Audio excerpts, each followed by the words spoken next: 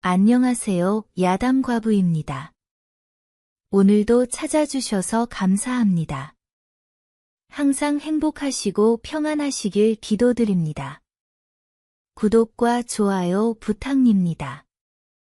이야기 시작하겠습니다. 태평성대라 일컫는 시절에도 하늘의 뜻과 사람살이의 기륭화복은 깊은 산골짜기 초가집 문살 새로 스며드는 바람처럼 백성들의 삶 깊숙이 자리한 궁금증이었습니다.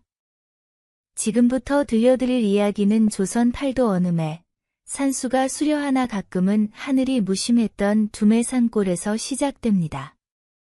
이 마을 어귀, 수백 년은 됨직한 늙은 쌀이나무 한 그루가 마치 마을의 수호신처럼 버티고 서 있었습니다. 그 아래 허름하다 못해 거의 누더기에 가까운 삼배옷을 걸친 노인 하나가 늘 자리하고 있었으니 그가 바로 60줄의 허생원이었습니다. 입성은 그러하나 퀭한 두 눈은 깊은 밤의 별처럼 형형하게 빛나 한 번 마주친 사람은 그 예리함에 자신도 모르게 속마음을 들킨 듯 섬찟해지곤 했습니다. 허생원은 젊은 날 나라의 동량이 될 뻔한 출중한 인재였으나 권력이 더섭음과 인간사의 끝없는 욕망이 빚어내는 허망함을 뼈저리게 깨달은 후 스스로 모든 것을 내려놓고 바람처럼 떠돈 지 어언 30여 년 그는 사람의 얼굴에서 운명의 길을 잃고 때로는 구름 한 점 없는 하늘에서 비구름의 기척을 느끼는 신통한 관상가였으나 정작 자신은 한 칸짜리 방도 없이 쌀이나무 그늘을 집 삼아 새벽 이슬을 겨우 피하며 살았습니다. 인근 고을의 부호나 권세 있는 양반들이 앞다투어 찾아와 후한 예물을 바치며 기륭을 물어도 허생원은 그저 덤덤히 때로는 귀찮다는 듯 손사래를 치기 일쑤였습니다. 그저 마음이 아주 내킬 때면 지나가는 말처럼 툭 한마디 던지는 것이 전부였지요. 그 한마디가 어떤 이에게는 가뭄의 단비가, 어떤 이에게는 마른 하늘의 날벼락이 되기도 했습니다. 같은 마을, 야트막한 언덕배기에 홀로 외로이 선초가 한 채, 그곳에는 복실이라는 처녀가 살았습니다. 복실이는 20을 갓 넘긴 나이였지만 그 말과 행동은 이제 막말을 배우기 시작한 5-6살 아이처럼 천진했습니다. 항상 입가에는 실타래 풀리듯 순박한 웃음이 걸려 있었고 무슨 좋은 일이라도 있는 양 콧노래를 흥얼거리며 때로는 나비처럼 팔랑팔랑 온 마을을 헤집고 다녔습니다.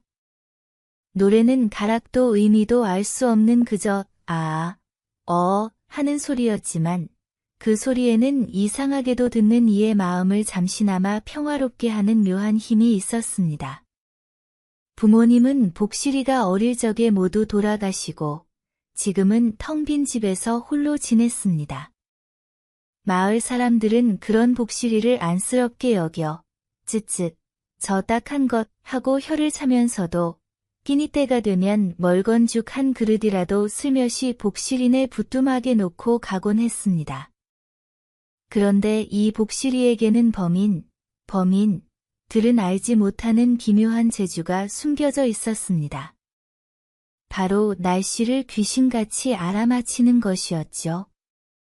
쨍쨍한 여름날, 복실이가 문득 하늘을 보며 비야, 우리 논에 내려라. 우리 밭에 내려라 하고 손뼉치며 노래를 부르면 그 이튿날에는 어김없이 먹구름이 몰려와 시원한 비를 뿌렸습니다. 장마가 지루하게 이어질 때면 복실이는 처마 밑에 쪼그리고 앉아 해야 쨍쨍 떠올라라. 우리 빨래 말리게 하고 간절히 중얼거렸고 그러면 신기하게도 다음 날이면 거짓말처럼 해가 방긋 얼굴을 내밀곤 했습니다. 또한 마을에 누군가 병들어 알아눕거나 좋지 않은 일이 생기려 하면 며칠 전부터 복실이는 웃음기를 거두고 풀이 죽어 방구석에 웅크리고 앉아 알아들을 수 없는 칭얼거림으로 울상을 짓곤 했습니다. 하지만 마을 사람들은 에그, 저 바보처녀 또 시작이네 하거나 날씨가 저리 맑은데 비가 온다니 계집애가 뭘 알겠누 하며 복실이의 이런 행동을 그저 철없는 아이의 투정이나 해괴한 몸짓으로 여길 뿐, 그 깊은 뜻을 헤아리는 이는 아무도 없었습니다. 그러던 어느 해였습니다. 봄이 오는가 싶더니 타는 듯한 가뭄이 온 세상을 뒤덮었습니다. 몇 달 동안 비 한 방울 구경하기 힘드니 애써 모내기한 논바닥은 마치 노인의 주름진 손등처럼 바짝 말라 거북이 등껍질처럼 쩍쩍 갈라졌습니다.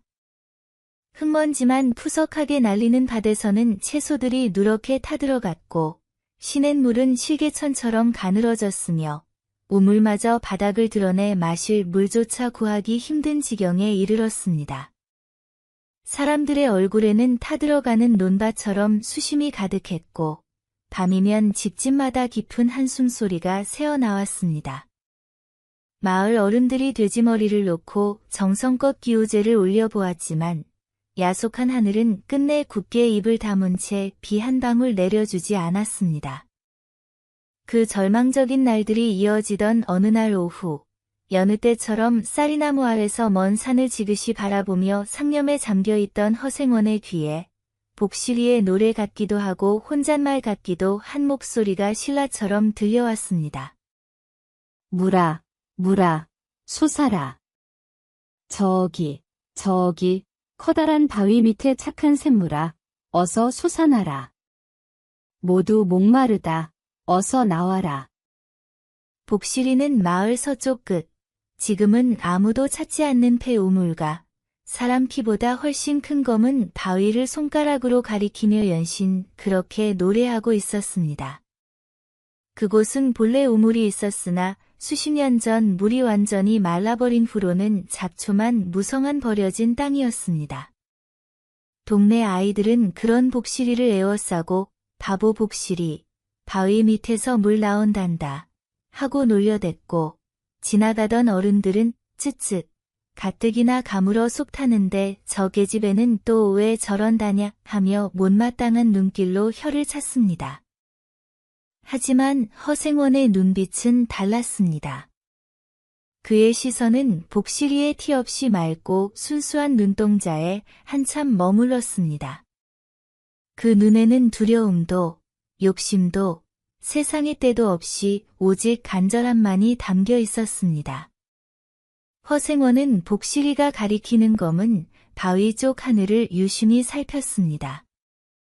오랜 수행으로 단련된 그의 눈에는 보통 사람들은 볼 수 없는 아주 미약하나마 푸르스름한 수기가 마른 하늘 한 구석에서 아지랑이처럼 피어올라 바위 쪽으로 가늘게 이어지는 것이 보였습니다. 허생원은 속으로 중얼거렸습니다. 저 아이는 정녕 하늘에 숨겨진 뜻을 읽는 것인가? 아니면 그저 물 한 모금이 절실한 바보의 헛된 몸짓인가? 허나 저 눈빛, 저 기운. 범상치 않구나. 평소라면 그저 무심히 지나쳤을 허생원이었지만 이날따라 그의 발걸음은 자신도 모르게 복실이에게로 향했습니다. 그는 최대한 부드러운 목소리로 물었습니다. 복실아, 거기서 무엇을 하고 있느냐? 왜 그런 노래를 부르고 있는 것이냐? 복실이는 고개를 돌려 허생원을 보더니 마치 친할아버지를 만난 듯 해맑게 배시시 웃었습니다.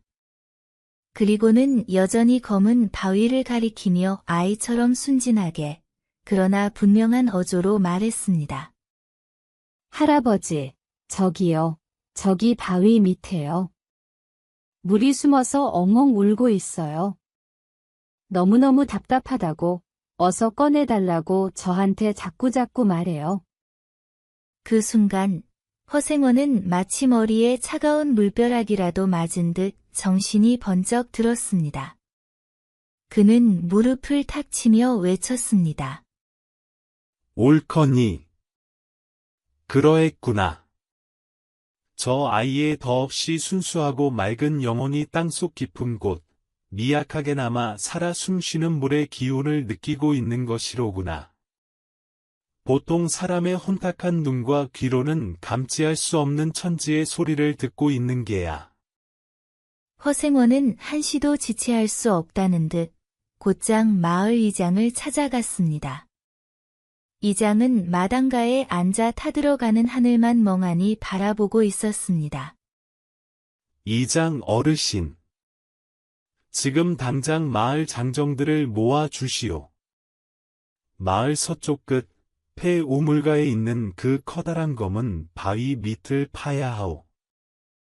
내가 보증컨대 그곳을 파면 틀림없이 물줄기를 찾을 수 있을 것이오.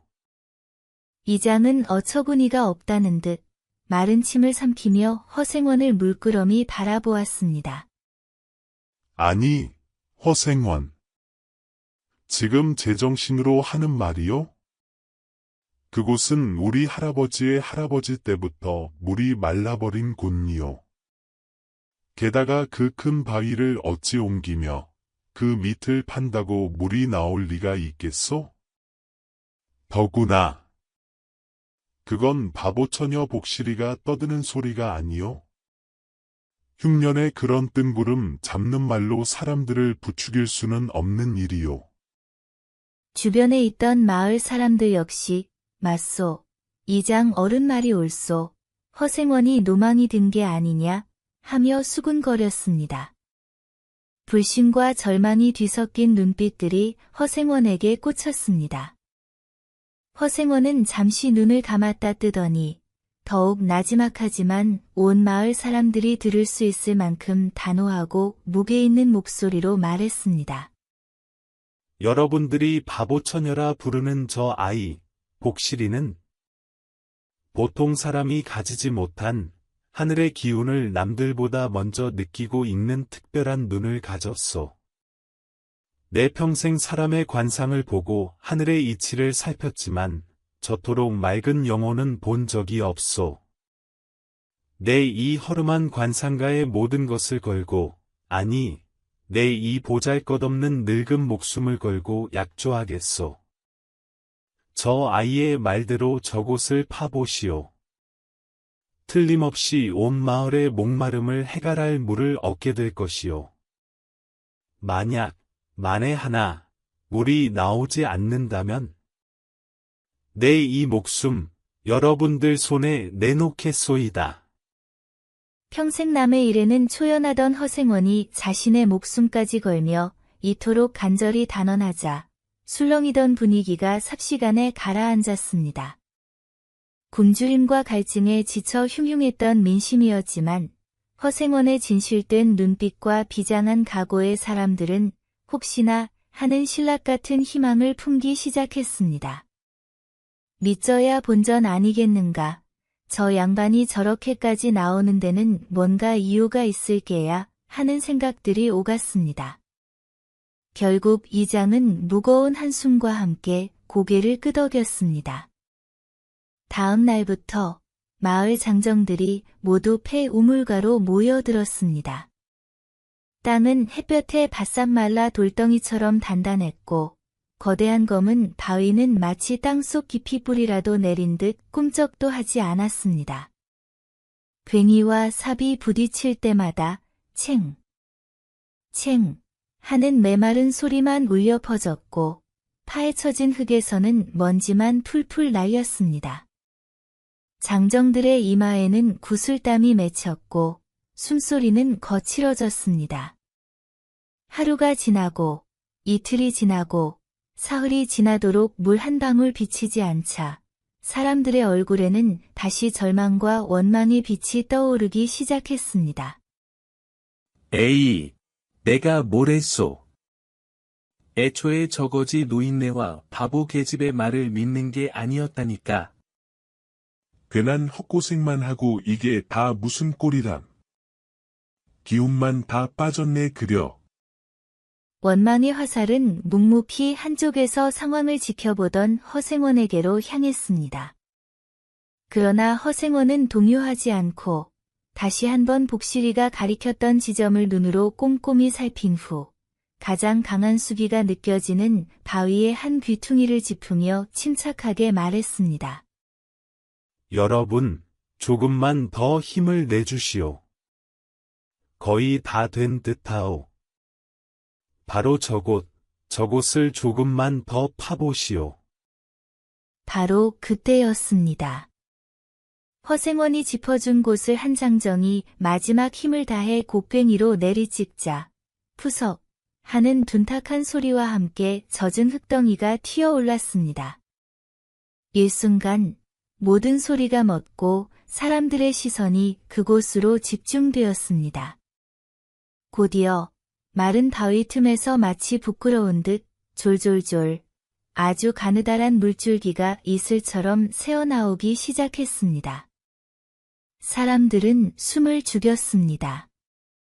가느다란 물줄기는 점차 생명력을 얻은 듯 조금씩 굵어졌고 이내 맑고 시원한 샘물이 콸콸콸 소리를 내며 땅 위로 힘차게 솟아오르기 시작했습니다.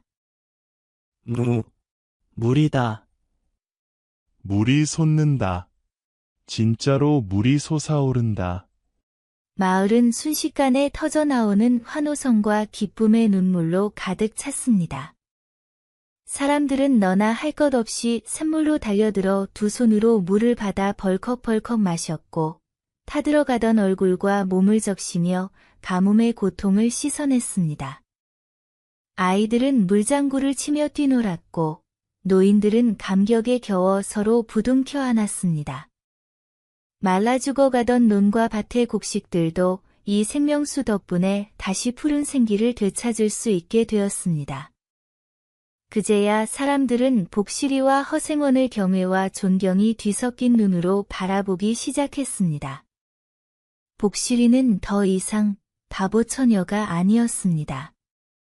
사람들은 복실이를 하늘이 내린 아이, 마을을 살린 귀한 딸이라 부르며 아끼고 귀하게 대접했습니다. 복실이는 여전히 천진난만한 웃음을 지으며 마을 사람들의 사랑에 화답했고 때때로 알 수 없는 노래나 몸짓으로 마을의 기륭화복을 미리 알려주는 신비로운 존재가 되었습니다. 허생원은 새로 솟아난 샘물이 쉼없이 흘러 작은 개울을 이루는 것을 바라보며 얼굴 가득 잔잔한 미소를 지었습니다. 그는 속으로 생각했습니다. 그렇지. 세상 모든 이치는 눈에 보이는 것이 전부가 아니거늘.